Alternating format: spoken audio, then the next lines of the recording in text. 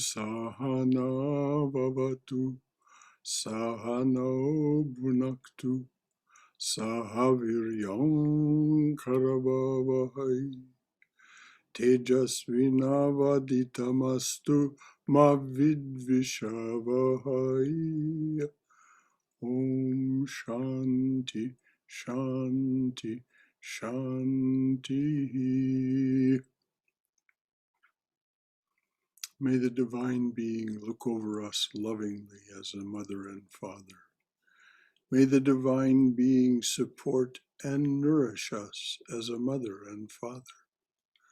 May we have the strength and skill to study together the art of spirituality. May no misunderstandings arise amongst us. Om, peace, peace, peace be unto us and to all beloved beings everywhere.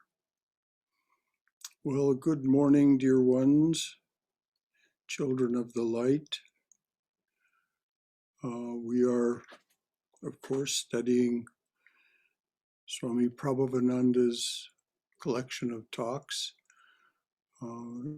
collected together as the book Realizing God. And we're about to start his talk on the path of knowledge. The path of knowledge. Before we begin, is there anything that anyone would like to ask or comment? All right. Path of knowledge. Shankara, the great seer philosopher of India, is said to have expressed the supreme truth in practically 1/2 of a verse. And this is the quote: Brahman is real, the appearance of this universe is unreal, and the individual soul is none other than Brahman. None other, none other. This is the truth, the highest reality to be realized and experienced. Whether you are a dualist, a qualified monist, or a non-dualist, you will have to reach this ultimate truth. So I'll go back and read that again.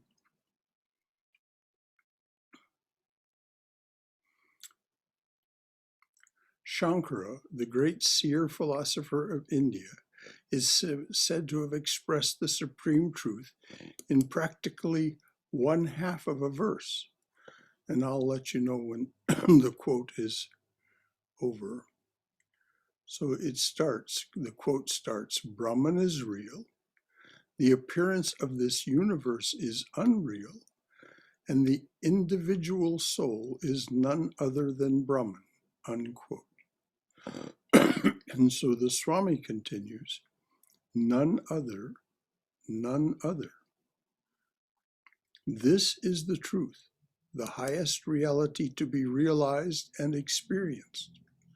Whether you are a dualist, a qualified monist, a non-dualist, you will have to reach this ultimate truth. The followers of the path of knowledge try to reach it directly. For them, there is no other object of worship than the self, the Atman. Dualists and qualified monists worship God as an object separate from themselves. But then the Indian or Hindu dualists and qualified monists teach everybody to worship God within the shrine of his own heart, not as an objective reality somewhere outside, but as the Atman within.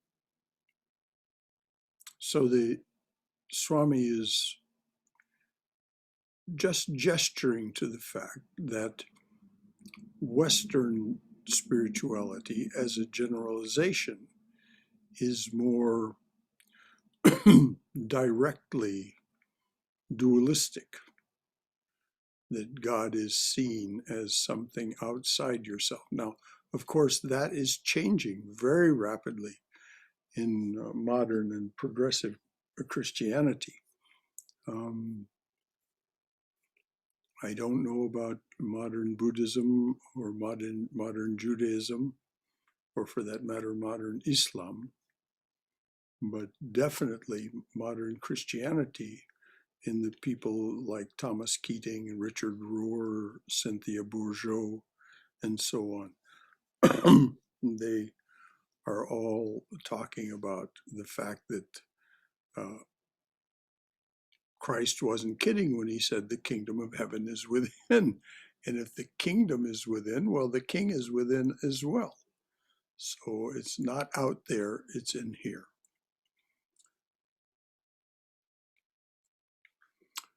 So we're taught to worship God within the shrine of one's own heart, not as an objective reality somewhere outside, but as the Atman within. There is then only a distinction between the ego or individual self. There is then only a distinction between the ego or individual self and one's true being, the universal self or Atman. Meister Eckhart brought this same truth out in a beautiful way, he said.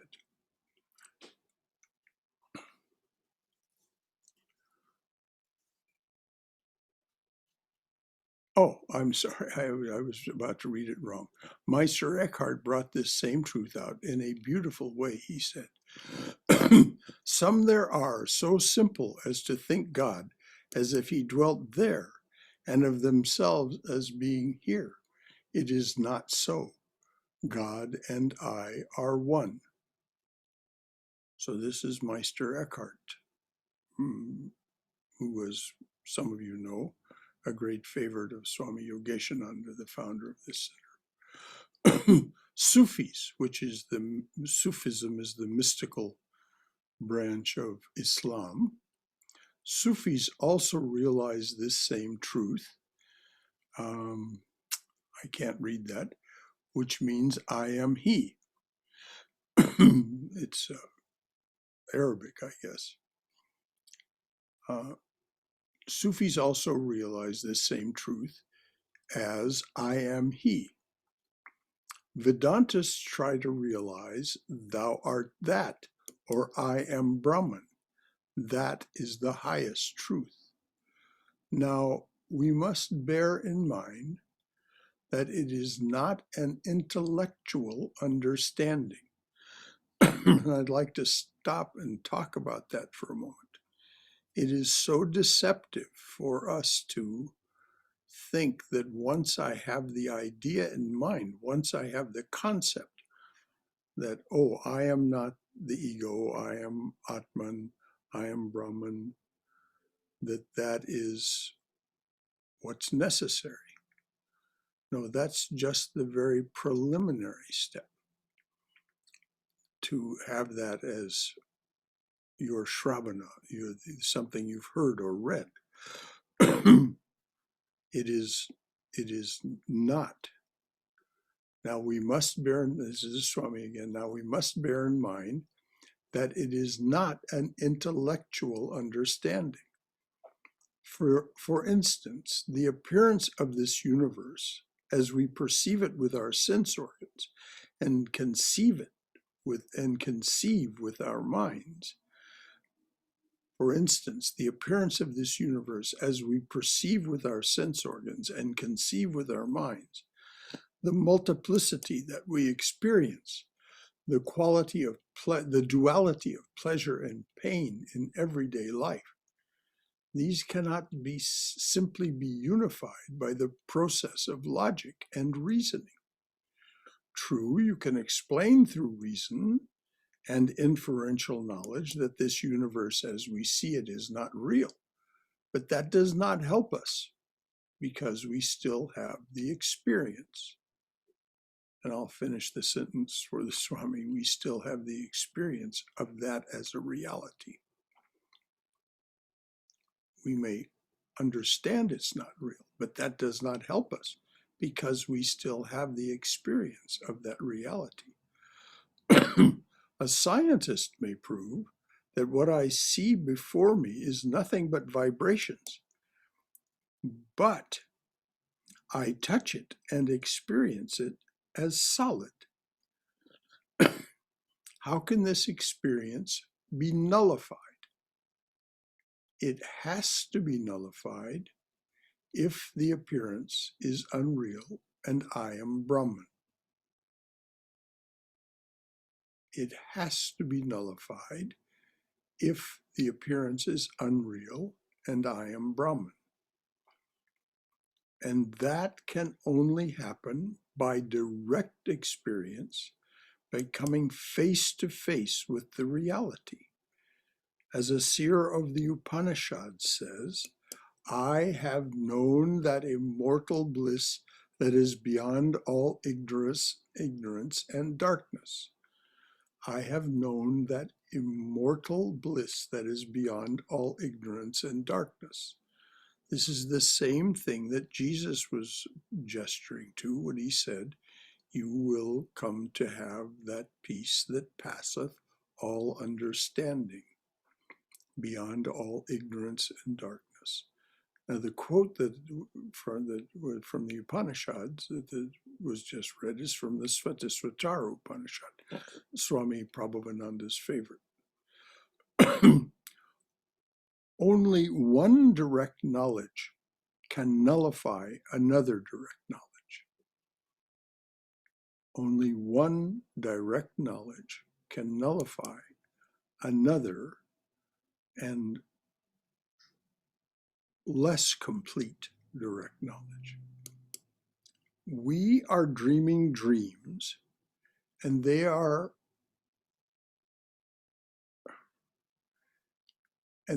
so real to us. We are dreaming dreams, and they are so real to us. A tiger is chasing you, and you are running. That tiger is real, and so is your fear. Nothing can nullify that experience until you wake up. When you wake up and find it was all a dream, your heart is still palpitating. But the experience of the waking state, you wake up and you find your heart is still beating hard because of what you experienced in the dream.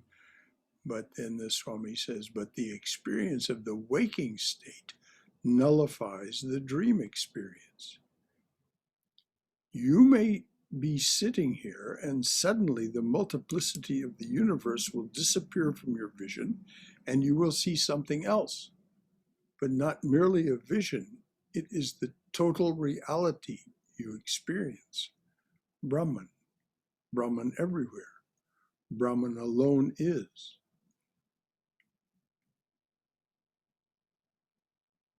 You may be sitting here and suddenly the multiplicity of the universe will disappear from your vision and you will see something else, but not merely a vision.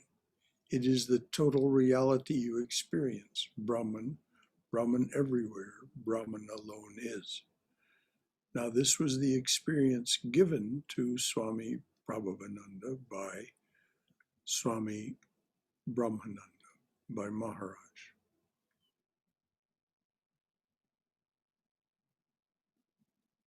He was sitting there in one frame of reference, in one state of mind, and Brahmananda gave him this. So that's when he's describing this, you may be sitting here. He's describing something that actually happened to him.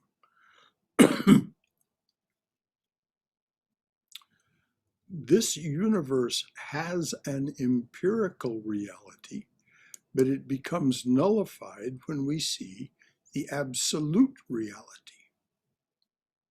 The one experience, the one state of mind, frame of reference, is replaced by another. This universe has an empirical reality, but it becomes nullified when we see the absolute reality. Dr. D.T. Suzuki, the Zen Buddhist, said at a philosophers' conference, "Since ultimate truth cannot be comprehended intellectually, philosophers are not necessarily wise men. Only the person who has known the real self can discuss philosophy. Make every effort, therefore, to realize the self, for there can be no joy in the universe for one who is restricted to the empirical ego." Now I'm going to read that again, because this is one of the knowers. This Dr. Suzuki, by the way, was a friend of Swami Prabhavananda's. This is something that Swami didn't borrow this from a book. Dr. D.T. Suzuki, the Zen Buddhist, and he might have said Zen Buddhist master, Dr. D.T. Suzuki, the Zen Buddhist, said at a philosophers' conference, "Since ultimate truth cannot be comprehended intellectually, philosophers are not necessarily wise men. Only the person who has known the real self can discuss philosophy.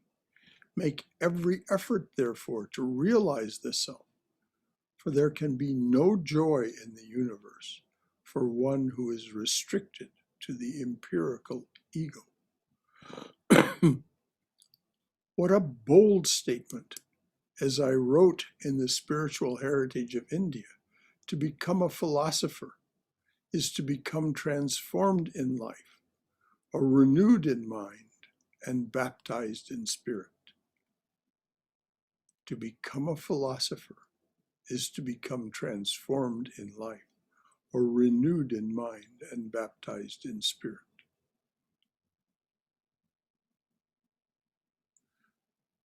This universe is a superimposition upon Brahman.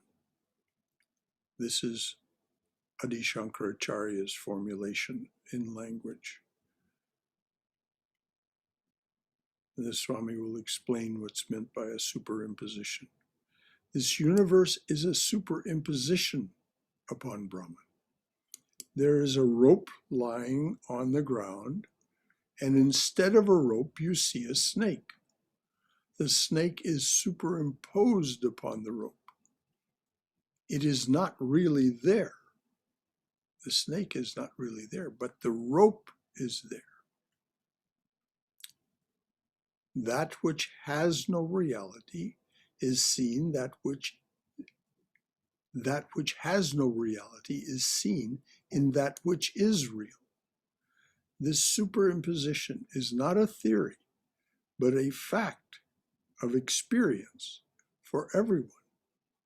Light and darkness are opposed to each other, and there is no way you can mistake one for the other.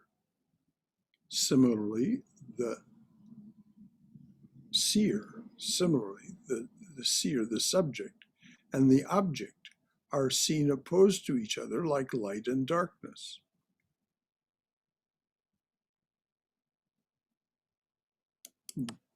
There is no possibility that they can be mixed up, but it has happened through the inscrutable power of Maya.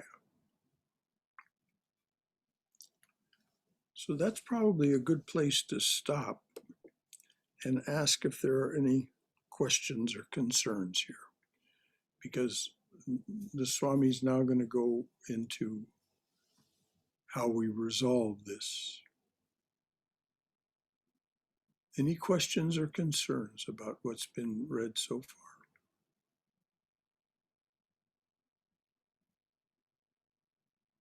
Okay. So the Swami says, "You are not the body, but in every action and behavior.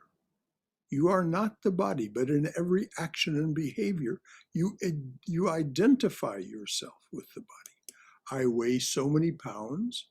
I am so many years old. Every moment you identify with these. Intellectually, you might understand that the body is separate from you, but if somebody gives you a pinch, you feel it. It is a direct experience. Now, concerning Atman Brahman, the Upanishads say, subtler than the subtlest is he, farther than the farthest, nearer than the nearest. That's from the Mundaka Upanishad. He is far away for those who are ignorant of that reality, but those who know him find him within themselves. Not only that, quote, a knower of Brahman becomes one with Brahman. Christ taught, be ye perfect, even as the Father which is in heaven is perfect. That perfection is complete union.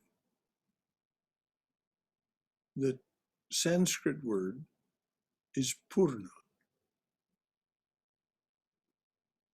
complete, full, perfect.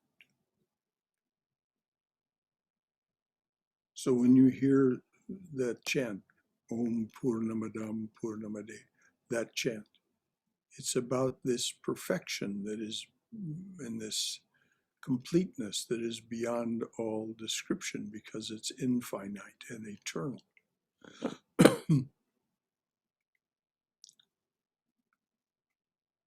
Christ taught, be ye perfect, even as the Father which is in heaven is perfect. That perfection is complete union, and you are already that. It is not that you are separate from him and then you become united. It is not that you are a sinner and then you become a saint. You are neither a sinner nor a saint. You are actually always Brahman. It is like forgetting a necklace you are wearing. Now let's just pause and consider that metaphor.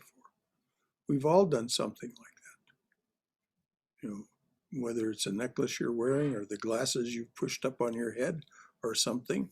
Where are my glasses? Where are my glasses? Somebody looking at you says, you got them right on the top of your head. You just pushed them up. They're there.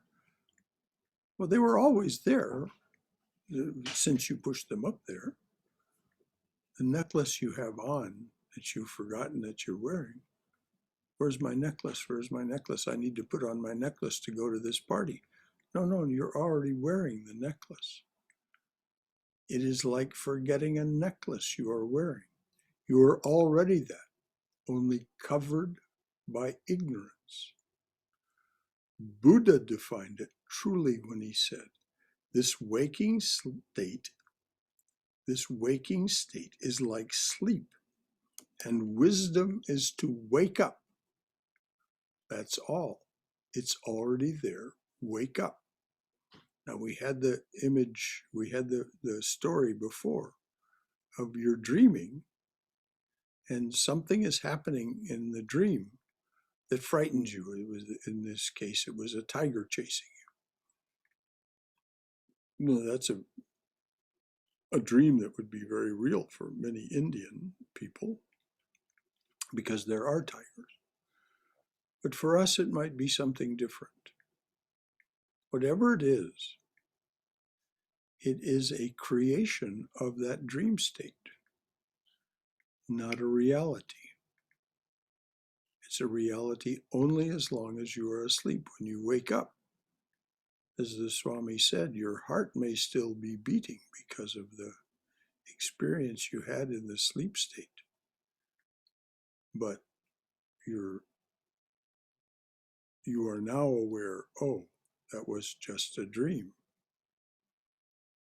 Well, according to those who awaken from this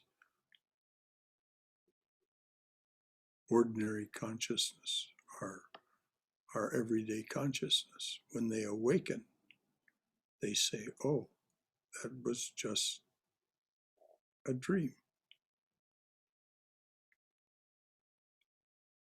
You're already there. Wake up. Once this knowledge is attained, you can never lose it. The experience of pleasure or suffering or something most beautiful or very ugly may not affect your the experience of pleasure or suffering or something most beautiful or very ugly may not affect your character because we forget, even though the experience has created an impression in our minds.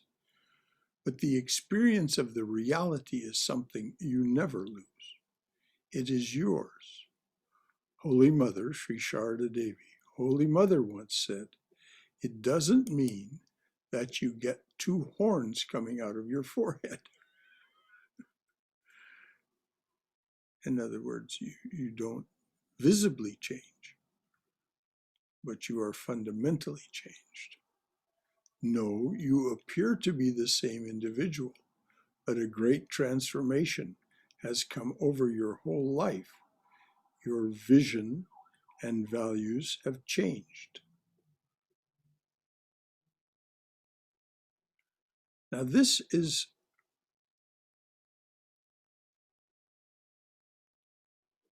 one doesn't have to have the full realization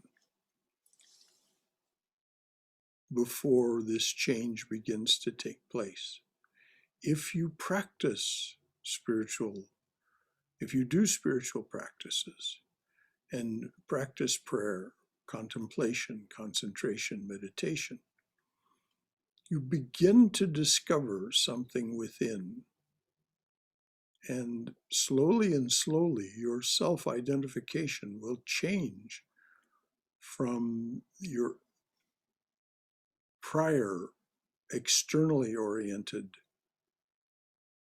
way of being, and you will migrate, so to speak, toward and finally to an understanding that, no, the truth of my being is this that I have found within. Apparently, the final realization, when you know the depth and breadth of what it is you've been feeling, is so transformative as what the Swami is describing here. You appear to be the same individual, but a great transformation has come over your whole life. Your vision and values have changed. Patanjali points out this experience as absolutely infallible and true. Infallible. There's no fault can be found with it. It's ever the same. So Patanjali says it's absolutely infallible and true. Absolutely. The universe disappears altogether. Then again, when the universe reappears, the experiencer has a different version of it. As my master said, when you get the eye of the spirit, you see nothing but spirit.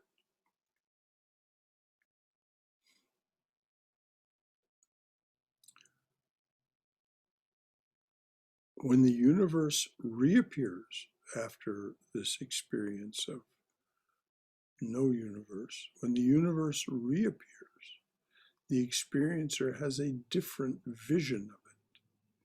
My master said, when you get the eye of the spirit, you see nothing but spirit. How do we attain that? The Upanishads point out that there are 3 steps: hearing of the truth of God or Brahman, reflecting upon that truth, and meditating upon that truth. Shravana, Manana, Nididhyasana.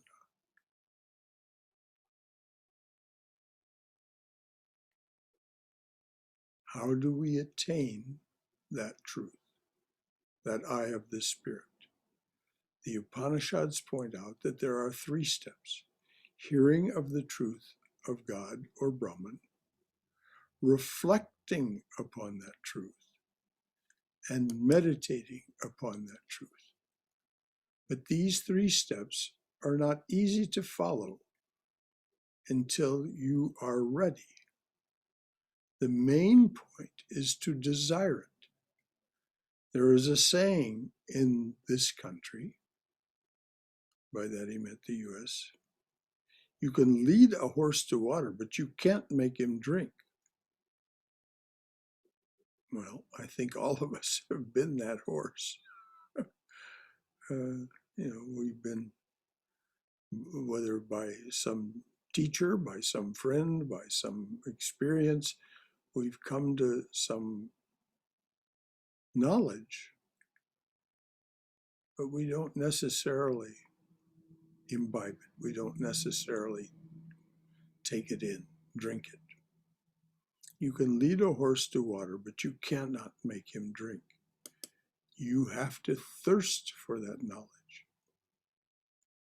Longing for God comes with purification of the heart. That is the one condition, the sine qua non, of attaining the wisdom of God. Sine qua non means that without which not. That is the one condition, the sine qua non, of attaining the wisdom of God. To quote the Katha Upanishad, by learning, a man cannot know him in the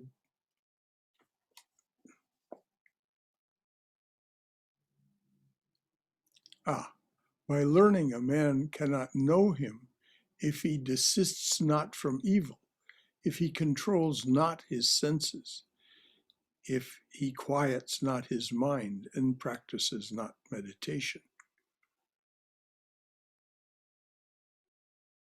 So this is essentially a summary of the same thing that Patanjali says in the Yamas and Niyamas.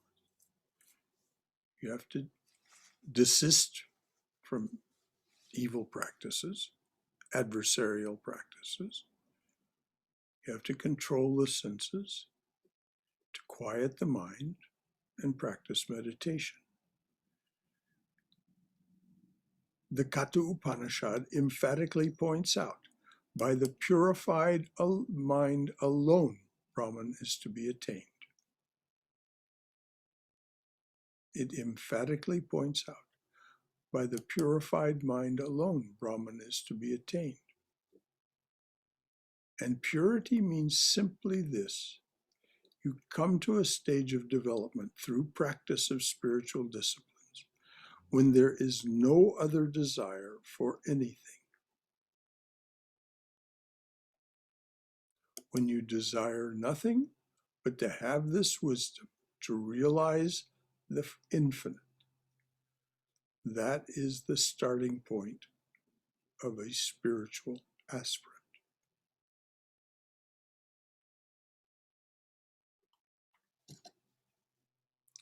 Once again, so much has been covered, so much has been said. We're a little past the half hour. Is there anything that has been said or interpolated from what the Swami said that you'd like to comment on or ask a question about?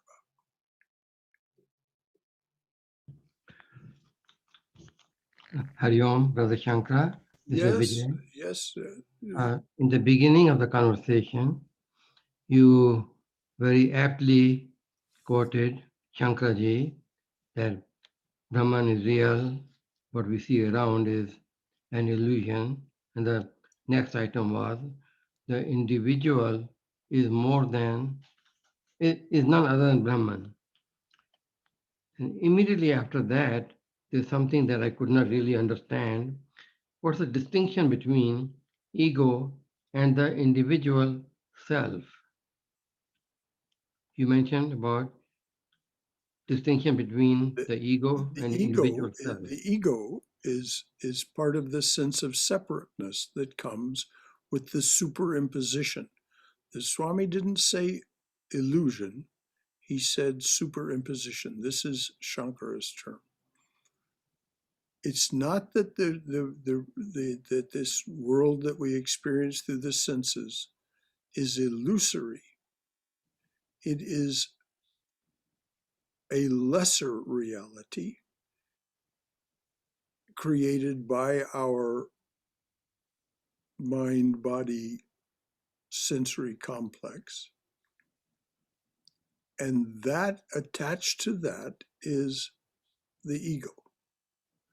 The ego is that sense of I, me, mine. I am experiencing this. I am me, not that. And these things belong to me, they are mine. The individual self is experienced by us as the witness. The Atman is not experienced until one has this final waking up. But we can experience the witness. So that is the individual self, the seemingly separate individual self that is experiencing. But if we believe what the scriptures say, that experiencer is indeed not a separate entity. It's simply the way of the one entity experiencing the universe it has created. Does that make the distinction more clear? Yes, you did explain it very well. The last sentence where we said the individual is experienced by us as witness. Atman is not seen as witness till later. So in the initial stages, when we see the individual experiencing whatever is around as a witness, being that we are not realized to the stage of knowing our Atman as a witness. So whatever attempt we are making in our present stage to be a witness, that is a preparation essentially for the higher goal of being the true witness at the Atman level. That's all that is as our awareness. We are confused into thinking that it is a separate actual being associated with the body, the mind, and the senses.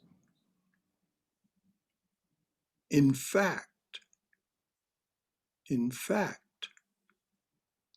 the body, mind, and senses are nothing but vibration that the divine presence has created a way of making that seem to be a reality.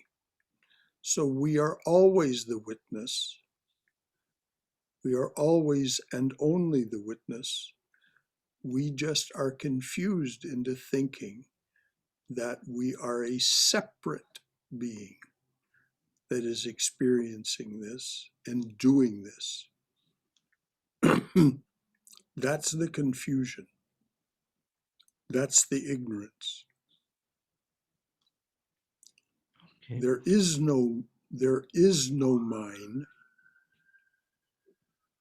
There is no me in the sense that I ordinarily experience it. And if you think about that, you will realize that that we think of as I, me, that has this feeling of things are mine, how long will that last at the most? 100, 105 years? Maybe, probably not. And then it will simply fall down because its purpose, which was not its own purpose, it was the purpose of that which is. Those purposes had been exhausted. And now, all these talks about this different kinds of karma doesn't make any difference, really. We can, reason about till we're blue in the face. We won't really understand it. But if we think we are the body, mind, and that which we seem to possess because we can hold it in our hand or have it in our house, all that will just simply disappear very quickly. That which will not disappear is the witness. As Sri Krishna says in chapter 2 of the Gita, the witness will simply go on and take another garment for the purpose of experiencing something different, something else. And that is the play of Maya. That the witness thinks, I am this body. Oh, no, this body dies. And then we go on and we take another body and we think, well, no, now I'm this body, but we don't remember the other body. We just have the confusion. I'm this body, I'm this mind, I have these things now. None of which is true either in any ultimate sense. It has, as the Swami said, an empirical reality. But we do not really exist as separate entities. Ramana Maharshi was approached by a group of people who had come specifically to see him. One of them was the spokesperson for the group. And after some conversation, the spokesperson said, well, Maharshi, if I attain this state of realization, this state of being that you describe, and then he gestured to the rest of the people who had come with him, he said, what about the others? And Ramana Maharshi said, there are no others.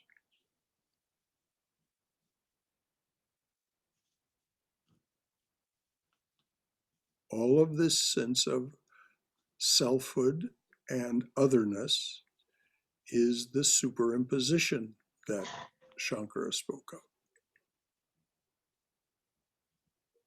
So the Atman is not your Atman. The Atman is Atman. It has this presence in our experience as the witness. But through this Maya, that witness thinks of itself as a separate being who can gesture and say, what about the others? Thank you, Brother Shankara. After you explained a few weeks ago, quote unquote, emphatically, you have no ego, meaning that the ego does not belong to me meaning the higher self.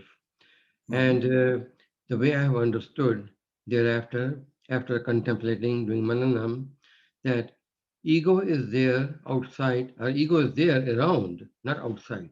Ego is there around, just like the fragrance of the flowers is there around. It depends on how much of it I partake. Would that be a fair statement? Well, the ego is the snake on the rope. There is no snake. There is the reality which is the rope. But there is no snake. But we experience the snake, as you said, like the perfume of the flowers, as long as we are in our ordinary state of awareness. When we rise to a higher level of awareness, as I said, as an interpolation earlier, we begin to sense that there is something within us that is not personal. It is not I, me, mine.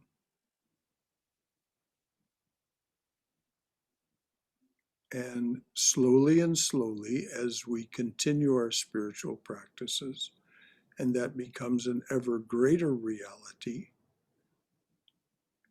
our inclination to think of ourselves as the body, the mind, and the senses, as the koshas, we become less inclined to think of ourselves as that, and more inclined to think of ourselves as that presence within us. But it's not an individual presence, it is the presence, the one, the single presence. And as the Swami said, when your realization of that becomes complete,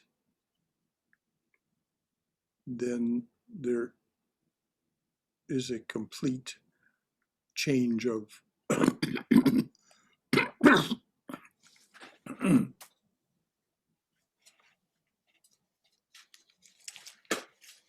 complete change of perspective. And we no longer think of ourselves as individuals. Thank you very much. Really, I appreciate it. And I've taken plenty of time and only want to ask an extension of what you said earlier. Sometime I've heard in the past there's a cosmic ego and there's individual ego. I wonder why was that said by somebody, I don't know who said it. Is that a good, true statement? That there's a cosmic ego and there's individual ego?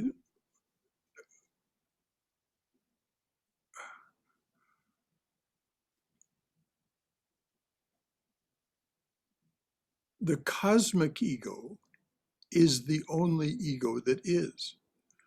There is only one ahamkara. This is the Sankhya formulation. There is only one I maker. It is reflected in this remarkable machine that within which the Atman is the dweller. And through the confusion of Maya, we think that the reflection of that one I is a separate I. It's like seeing something in the mirror and saying, that reflection in the mirror, that's me. Oh, it's not. It's a reflection in the mirror of consciousness. So there's only one ego or I maker, and the term you used was cosmic ego. That term is sometimes used. Thank you so much for giving this time. For a long time, I've been struggling with this concept, and you have made it very clear. Really, really appreciate it. Okay, good. You're most welcome. Anyone else? Yeah, Brother Shankara. Yes, dear. I agree with Vijay ji that you have really explained so many of the concepts so well today, and I can't wait to hear the record and do more Shravana and Manana. But the Swami's statement that Shravana, Manana, Nididhyasana is not easy is like an understatement. And I guess the final turn happens only with grace. The that's my understanding, that the final realization, when the Atman wants to declare itself, or the grace, that's how we get it. So our efforts are more towards, um, the practically using to get to that higher truth, or maybe even like becoming a philosopher. Because what the Swami said, that when we become philosopher, then our lives are transformed. I forgot the three things. One was life is transformed, and then the spirit, um, we live in the spirit. There were three things he mentioned. Yes. So is that what I mean, the The, utility, if you will? dear heart, let's take a step back. You would not be sitting here this morning and have begun this pursuit some time back unless the grace had already descended. Ye have not chosen me, I have chosen you. The Atman, that which is within us and is Saguna Brahman, Brahman with attributes and purposes, and is the experiencer, has made the turn and said, it's time to go home. Enough of this. It's time to go home. And so the desire in you arises to end the dream of Maya and once again experience your full perfection.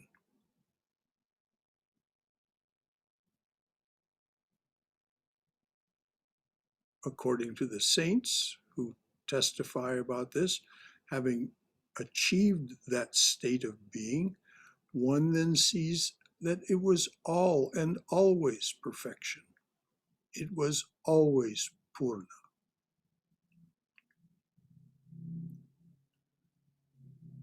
But you are chosen by grace. You are immersed in grace.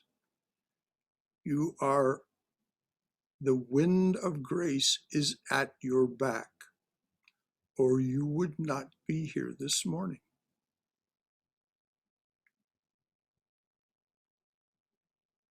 Is that clear, Swayam? I mean, that it's so emphatically true. Yes, Brother Shankara. You would not be sitting here this morning if you were not immersed in grace.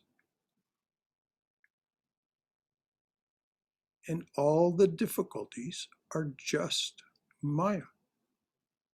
They are Maya is made, as Swami Vivekananda is pointing out in these Wednesday classes we're having. Maya is made of everything we experience. And we've been experiencing it a long time in many different forms and guises. And we're very much in the habit of it. And there's an aspect of us that likes it, as Swami Sarvapriyananda pointed out. So it's not easy to turn away from it until we begin to say, as long as I dilly-dally, I'm just not going to make forward progress very quickly. So it's better that I focus, which leads to that statement, what deserves my attention?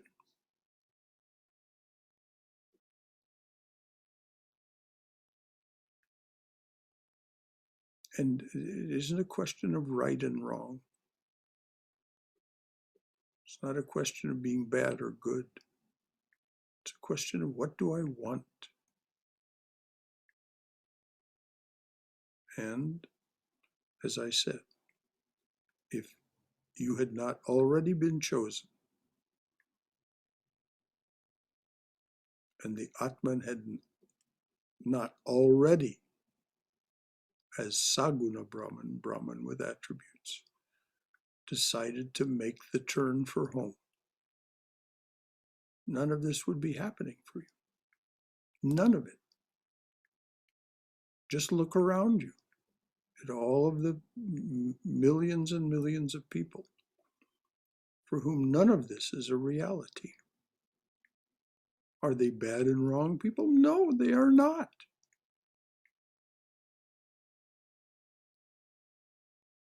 They're still busy gathering experience.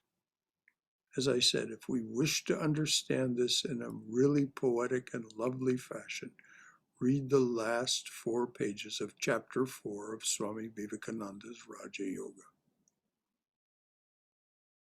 So beautifully does he explain.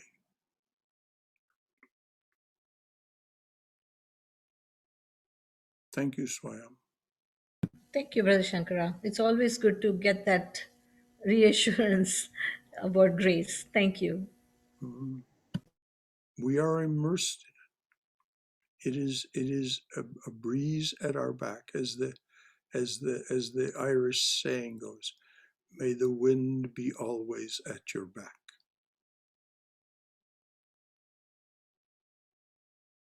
Anything else from anyone? Yes, Brother Shankara, I just wanted to clarify one thing. Yes, Nira. You said, Shankaracharya says that Brahman Satya and Jagat Mithya. Is Mithya same as false or illusion, or what does it exactly mean? I was not sure. Oh my God, dear. It's not an illusion. You That's said lower such a truth. conversation. It means that what we experience through our body, mind, senses is the superimposition. It's not an illusion then, it's a superimposition. This word illusion should be thrown right out of our language about this. Okay, because Illusion mithya, can mean illusion is a convenient word when we're talking about magic. And in one sense, this is magic. As Swami Prabhavananda used to say, with a broad smile on his face, he would say, everyone loves the magic, but no one wants to know the magician. Let us want to know the magician. And so in one sense,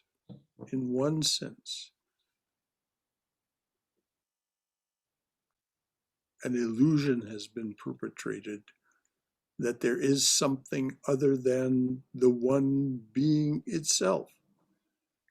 But Shankaracharya is very careful to say that no, this is an empirical reality.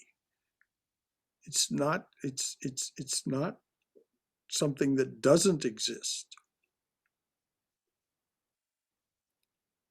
It's just a superimposition.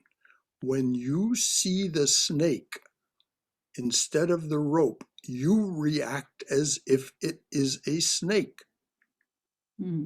And there are people who will tell you that the snake bit them.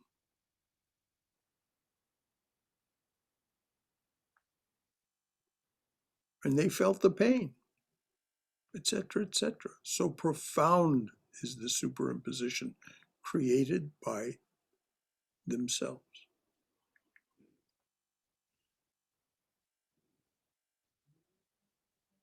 Thank you, Nira. That was good. Anybody else?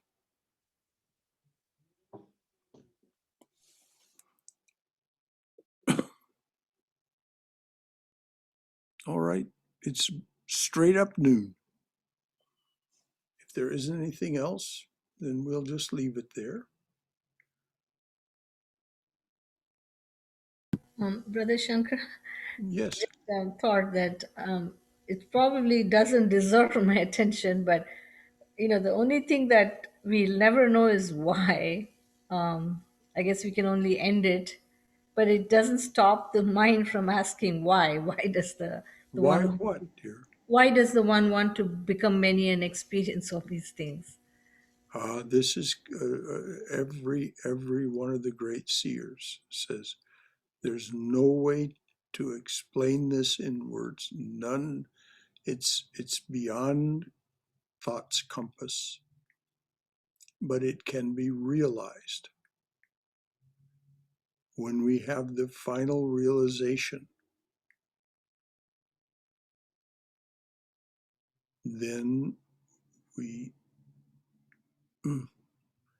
it's not possible to say understand, because we become that which wants it, which said, I am one, I shall become many. Then having become that, there is knowledge of why that would be. And the Vedas go to some lengths to explain about the cycles and the kalpas and the yugas and this and that and the other. And it isn't that that's unimportant. I wasn't being dismissive. I mean, it's just it doesn't serve us well to know all that. As Sri Ramakrishna said, just follow the instructions and come into the neighborhood of God. And then all of these questions resolve themselves.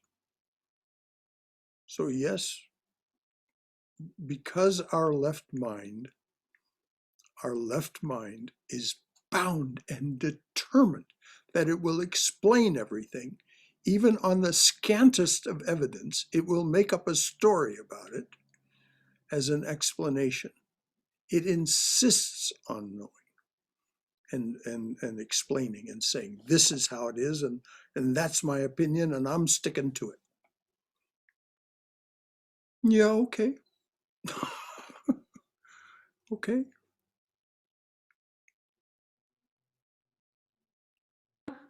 Brother Shankara? Yes, dear. I think only one sentence of Thakur, that if remember and really take it in, that would means a lot to me, is like he says, the grace of God is always flowing. You just have to lower your sail. What is it? The breeze Yes, of grace is always always is blowing. blowing. You have only to raise your sails. Yes. So if we just have total faith in that and practice that, I think that will take us, that will help in our That's progress. what I was saying in this conversation that with Swayam a little earlier. You would not be here this morning. You would not come Saturday after Saturday, and you would not be on this path if the breeze of grace, if you had not already unfurled your sails and the breeze was at your back, the breeze of grace. Now there are other breezes. They're called the gunas. And so we have to be, if we're going to use the metaphor of a boat, we have to be ready and steady at the tiller.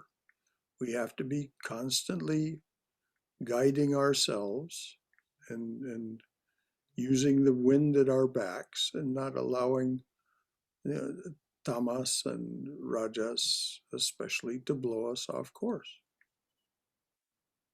And as Krishna says in the Gita, it happens even to the wise. And so does Adi Shankaracharya in the last 2 chapters of the Viveka Chudamani. But even our detours serve us. We may not understand it immediately, but even our detours serve us. Anything else from anyone? Yes, Brother Shankara, when you say even our detours guide us, Serve us. that serve us, thank you. And I find it so true when I try to see some good in everything that happens, no matter what happens in my life. And for years I have found that if I may not see what the good was in it at that time, sure enough, maybe a month later, a year later even, I'll see there was something good in whatever Thakur did at that time. Well,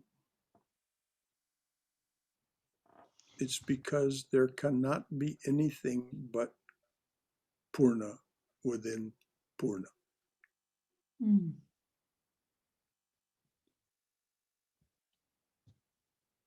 Thank you.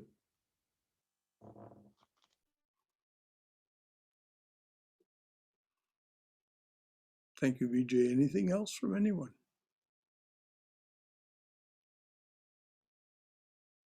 All right.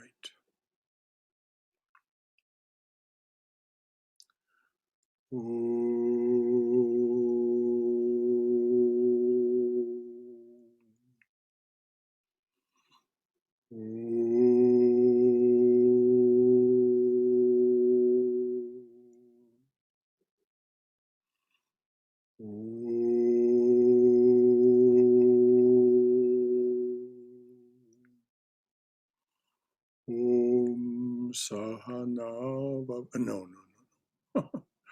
Om Satoma Satkamaya. Tamasoma Jyotirgamaya. Mrityorma Amrutangamaya. O dearly beloved, lead us from thy lesser apparent truth to thy highest eternal absolute truth. Lead us from darkness and ignorance to the brilliance of thy wisdom and love. Lead us from rebirth and death to immortality. Light us through and through, light us through and through with thy everlasting shining presence. Jai Shri Guru Maharaj Ji Ki Jai, Durga Durga Durga. May you be safe, may you be healthy, may you be cheerful, may you have peace of mind, and may you go forward in Mother's loving and protective embrace. Until tomorrow morning, when we have an open forum on the path of devotion. For those of you who care to join us, it should be a fun and lively discussion. There is a worksheet that was sent to you with your newsletter that you can download. It's a PDF. You can download it, even print it out if you wish. It has the framework for what for where we'll start. Who knows, as an open forum develops, we have no idea where it's going to go. And that's part of the joy of it, the fun of it. But if you want to get a frame of reference for what this open forum on bhakti, on the path of devotion is about, look at that. It's available.